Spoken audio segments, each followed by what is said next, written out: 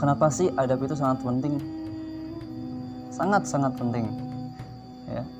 Karena kalau kita ibaratkan orang itu setiap kali ketemu dengan kita, pasti yang bakal orang lihat itu bukan seberapa rajin ibadahnya. Bukan mau ente rajin sholatnya, rajin puasanya, rajin zakatnya. Orang kalau ketemu kita, yang mereka lihat itu bukan itu. Bukan seberapa kita rajin ibadah. Tetapi yang akan orang lihat ketika bertemu dengan kita, yang paling penting orang itu akan melihat akhlaknya, sopan santunnya, adabnya. Kalau kita sopan santunnya, bahasanya baik, tata keramanya baik, dengan sendirinya orang tersebut pun akan menilai bahwa kita ini baik. Walaupun entah dari sholat kita masih bolong-bolong, puasa kita masih godin, masih suka makan nyemen, ya gitu. Yang bakal orang lihat dan kita itu akhlaknya. Tapi sebaliknya, kalau kita berbicaranya bohong, bahasa kasar, bahasa kotor, bahasa binatang, orang itu bakal melihat kita itu buruk, ya, dari perkataannya, dari ucapannya, ya. Karena apa? Ta'adab, dengan adabnya yang kita bicara. Begitupun dengan kita. Makanya di sini sangat penting memperdalami akhlak. Sangat-sangat penting. Yang tadi disebutkan, orang itu kalau ketemu dengan kita, yang pertama orang lihat itu akhlaknya, bukan seberapa rajin kita ibadah, ya. Jadi gimana nih caranya supaya kita lebih melekat dengan akhlak, lebih mempelajari akhlak yang dalam, yang luas, nggak hanya cuman tata krama, ya. Di sini dijelaskan di kitab Akhlaqul Banin namanya. Ini kitab paling dasar tentang akhlak, yang paling dasar. Dari Akhlaqul Banin ada, dari di atasnya ada lagi Adabul Insan, Adabul Mufrad, Adabul Ta'lim Muta'alim, ya. Ini kitab yang paling dasar untuk banin, Akhlaqul Banin, karangan Syekh Umar bin Ahmad Baroza. Ya, di kitab ini dijelaskan bimaza an yatakhallaqul walad. Masya Allah, ya. Jadi dengan apa sih seorang anak itu memiliki adab? Dengan apa seorang itu memiliki adab? Adab itu seperti apa sih? Kan gitu, ya. Adab yang dipertanyakan, dengan apa seorang memiliki adab? Apakah adab itu seperti dengan ilmu pengetahuan? Apakah dengan berbicara? Ya, apakah dengan apa? Bekerja ataupun apa? Apakah adab? Apa yang ditanyakan tentang adab? Dengan apa seorang itu memiliki adab? Apakah dengan main HP? Apakah dengan bekerja? Apakah dengan apa? Pacaran, ya. Di sini dijelaskan bimaza an yatakhalaqal walad, dengan apa seorang anak itu memiliki akhlak. Dengan apa seorang anak itu beradab, berakhlak, ya. Kalau di sini itu dijelaskan bahwa kita itu sebagai anak, sebagai seorang anak itu yajibu alal walad, ya. Jadi setiap anak itu wajib. Wajib apa? Apakah wajib meminta uang? Apakah wajib main? Ya, kalau sholat ya kan itu wajib, karena itu perintah Allah Subhanahu wa taala, ya. Di sini dijelaskan yajibu alal walad, itu wajib kepada setiap anak. Anak itu bukan berarti anak kecil. Ya, termasuk kita, anak daripada kedua orang tua kita. Mau itu masih kecil, mau itu udah dewasa, yang kita anak. Yajibu alal waladi, wajib kepada setiap anak, berarti bukan anak kecil semuanya. Mau itu yang remaja, pemudanya, ya wajib kepada setiap anak an yatakhalaqa, itu wajib memiliki akhlak. Nah, akhlak yang seperti apa? Apakah akhlak seperti presiden? Apakah akhlak seperti menteri? Apakah akhlak seperti apa? Kepala sekolah, ya. Bahkan ataupun akhlak seperti preman, ya. Di sini dijelaskan an yatakhalaq, setiap anak ini wajib memiliki akhlak. Akhlak apa? Bi ahlakil hasanah min sigori. Ya. Jadi wajib memiliki akhlak yang baik dari kecil. Bi ahlakil hasanah, kalawan akhlak anu alus. Ya. Seharusnya memiliki akhlak yang baik itu dari kecil. Kenapa dikatakan demikian? Dari kecil kita diajarkan akhlak tentang berbicara kepada orang tua, gak boleh berbohong. Nah itu wajib memiliki akhlak itu dari kecil. Min sigorihi li ta'isa, supaya hidupnya mahbuban fikiba. Jadi supaya hidupnya itu dipika cinta, dicintai ketika gedenya, fikibari, pada waktu gede, pada masanya dia udah dewasa. Jadi memiliki akhlak itu wajib dari kecil, bihalakil hasanah, dengan akhlak yang baik. Ya. Kenapa wajib? Supaya nanti ketika dia besar dia dicintai. Ya rodo, bahkan Allah meridoi anhu, kepada anak yang memiliki akhlak yang baik. Allah itu bakal ridho, udah mah dicintai, Allah pun ridho kepada orang tersebut. Ya rodo anhu rabbuhu, Allah bakal ridho kepada setiap anak yang memiliki akhlak yang baik, bi akhlakil hasanah.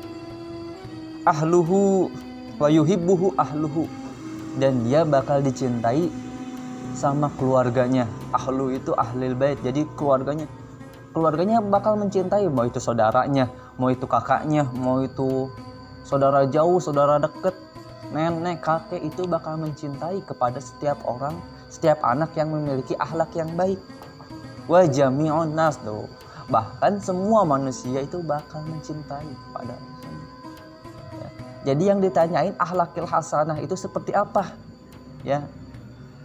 Apakah seperti yang tadi disebutkan, apakah seperti akhlak presiden, apakah akhlaknya menteri, apakah akhlaknya guru? Ya. Bi akhlakil hasanah itu salah satunya yang pertama bilisan, dengan ucapannya. Kalau ucapannya baik, tata keramanya, dari ucapannya aja gitu, dia ucapannya sopan, kepada yang tua dia lebih menghormati, kepada yang muda dia menghargai, bahasanya nggak kotor, bahasanya nggak jelek, bahasanya nggak pakai bahasa hewan, unjang anjing, bagong sih kan nggak gitu. Kalau dia ada orang tua mau lewat, permisi ya bu, nah kayak gitu tuh di akhlaki bilisan, dari perkataannya, dari ucapannya. Ya. Kalau ucapannya udah baik, itu udah salah satunya daripada akhlakil hasanah. Lalu apa setelah ucapannya? Tadi mungkin akhlaknya dari ucapannya dia.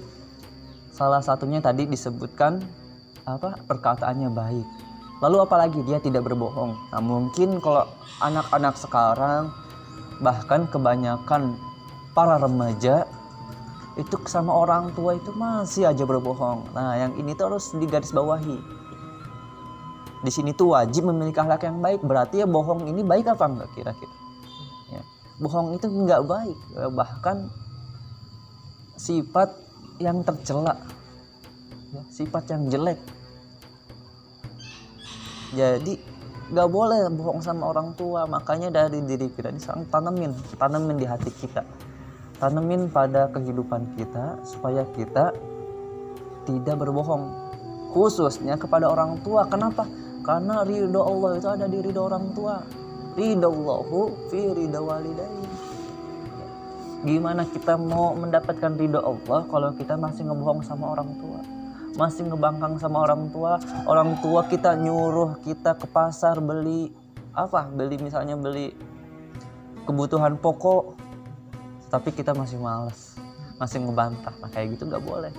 Makanya dari sekarang nggak boleh berkata yang bohong, berkata yang jelek, berkata yang kasar, itu gak boleh. Bihalakil hasanah, ya.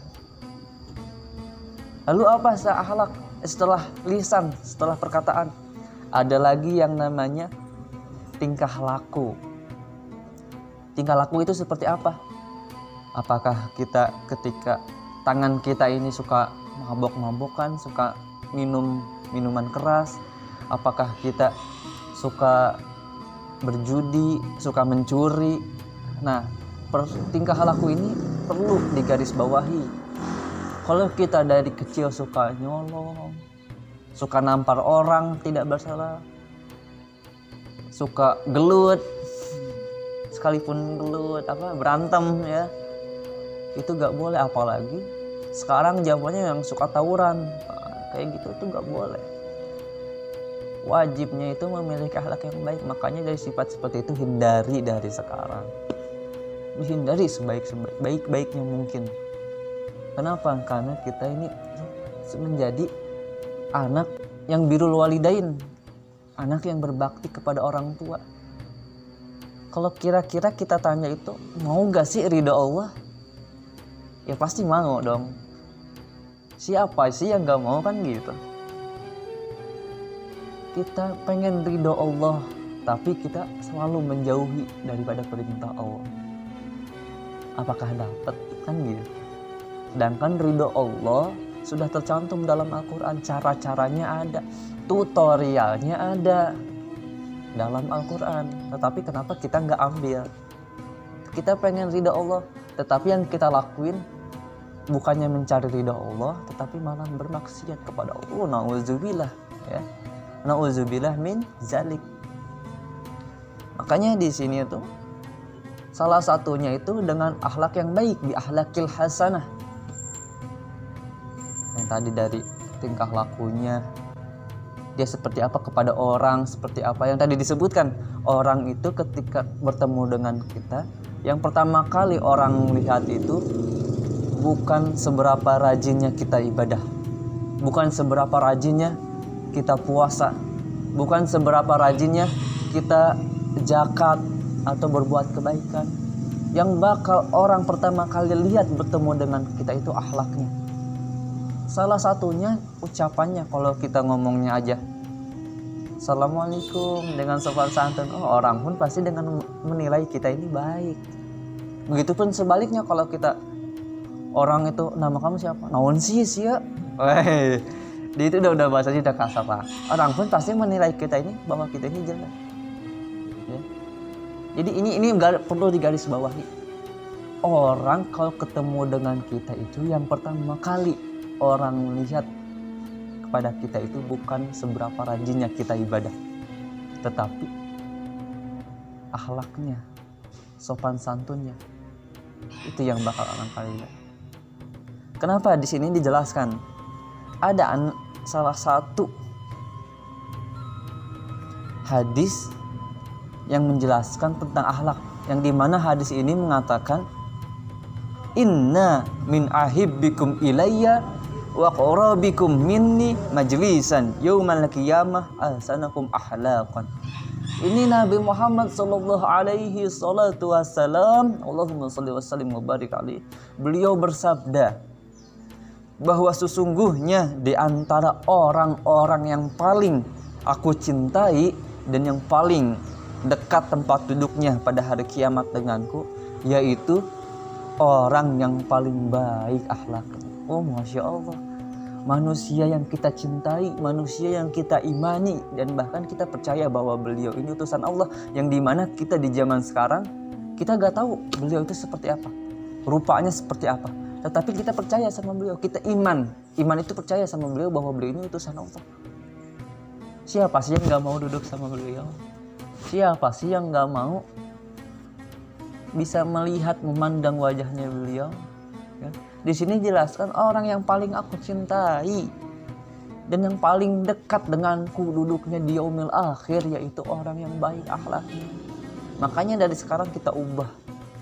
Mau kepribadian kita mungkin yang sering nongkrong, mau yang suka mabok-mabokan, ataupun yang masih pacaran, dari sekarang ubah. Pacaran jauhin, yang mabok tinggalin dari sekarang. Pergaulannya yang suka gangster tinggalin dari sekarang. Kita menuju perubahan, kita hijrah dari kita perilaku yang buruk, mungkin yang belum baik, kita hijrah menjadi diri kita yang lebih baik lagi. Itu loh, bahkan ini diriwayatkan oleh hadis riwayat Tirmizi, bahwanya Rasulullah bersabda, orang yang paling aku cintai dan yang paling dekat duduknya bersamaku di yaumil akhir itu orang yang paling baik akhlaknya. Masya Allah. Mudah-mudahan kita semua ada di golongan orang tersebut. Amin amin. Alamin. Jadi baik lagi nih, yajibu alal waladi, itu wajib kepada setiap anak itu memiliki akhlak yang baik dari kecil. Yajibu alal waladi an yatakhalaq bi ahlakil hasanah min sigorihi, dari kecil. Kan yang tadi disebutkan, supaya dia dicintai ketika besar, supaya Allah meridhoi, supaya dia dicintai oleh keluarganya, dan bahkan setiap manusia mencintainya. Ya. Gini loh, kalau dari kenapa sih kita wajib memiliki akhlak dari kecil?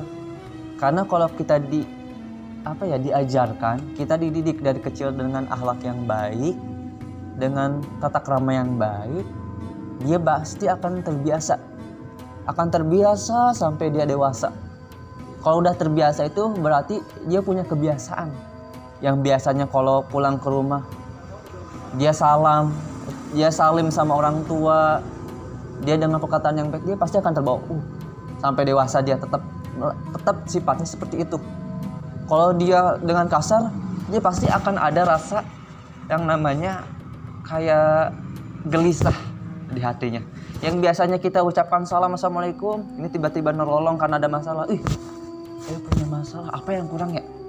Oh iya, saya nggak ngucapin salam. Nah, itu ya yang disebutkan dari kecil, supaya kita ketika dewasa itu terbiasa dengan akhlak yang baik. Bukan terbiasa lagi, tapi menjadi kebiasaan, menjadi yang istiqomah. Kalau udah kebiasaan itu istiqomah, udah melekat. Seperti cinta kalau kita sebut. Ya. Kalau cinta udah melekat, itu istiqomah itu benar, kita sama tujuan itu benar-benar serius. Tapi sebaliknya, kalau dari kecilnya kita suka berbohong, contohnya aja dari kecil suka berbohong, tapi orang tua kita nggak melarang kita berbohong, dia pasti akan berbohong terus dari kecil, karena dia udah terbiasa berbohong. Jadi nggak aneh dia kalau berbohong, itu udah seperti sifat kebiasaan. Dan dia nggak bakal takut gitu sama sifat bohong. Dia dari kecil pasti akan berbohong. Sampai dewasa dia pasti akan berbohong. Nah, yang jadi masalahnya kalau dia udah dewasa, ketika dewasa itu sulit untuk mendidiknya. Kenapa? Orang itu gak mungkin dididik ketika dewasa. Kenapa sih dikatakan sekian?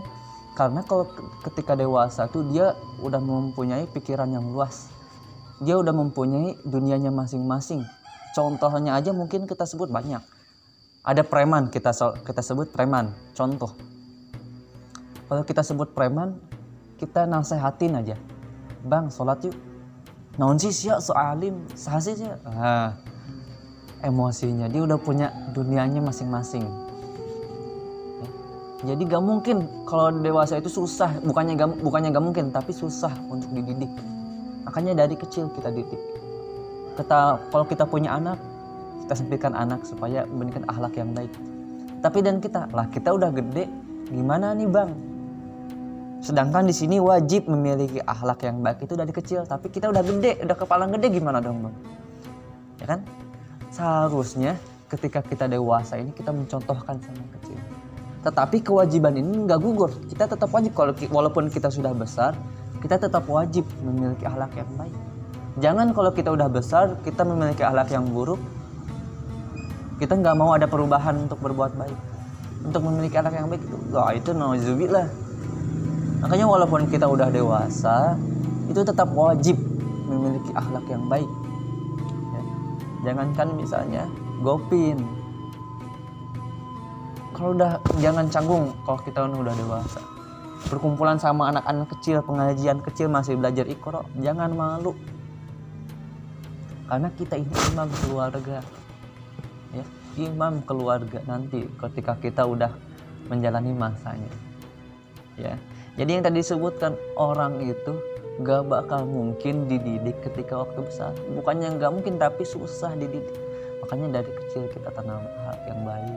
Mudah-mudahan kita juga bisa menjadi orang-orang yang berwibawa, yang punya keinginan untuk mencari ridha Allah itu dengan sepenuhnya, dengan keseriusannya, dengan tingkat apa ya, dia kalau serius itu ibaratkan kita nih, kita ekonomi lagi sedikit lagi miris, kita serius pengen dapat kerja, ngelamar ke tempat sini, kita ngelamar pekerjaan dan akhirnya dapat, dan kita menelusuri apa dari pekerjaan tersebut, kita serius, kita fokus, apa-apa disuruh alhamdulillah mau, sampai dapat ekonomi yang baik.